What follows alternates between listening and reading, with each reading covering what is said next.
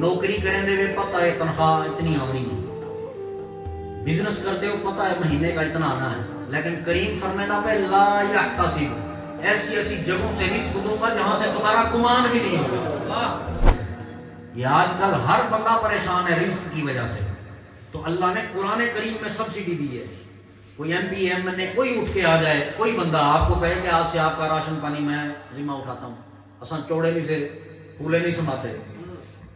لیکن رب کریم مالک کائنات فرمیدہ پہ ایک کام چا کرو، وَمَن يَتَّقِ اللَّهَ يَجْعَل لَّهُ مَخْرَجًا وَيَرْزُقْهُ مِنْ حَيْثُ لَا يَحْتَسِبُ، نوکری کریں دے پتہ ہے تنخواہ اتنی آنی ہے، بزنس کرتے ہو پتہ ہے مہینے کا اتنا آنا ہے، لیکن کریم فرماتا ہے لا یحتسب،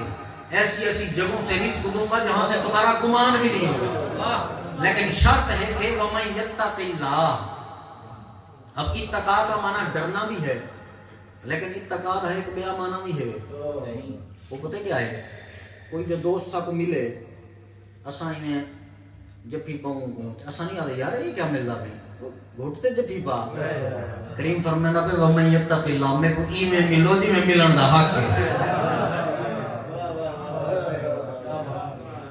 میرے نال پیچھے تعلق ایویں رکھو، پیچھے میں کو وعدہ رہنا تو آپ ایسی ایسی جگہ تو رزق کرے سا جی تو تمہارا گمان بھی کہنا ہو، واری کانڈ نہ لگن دے سا۔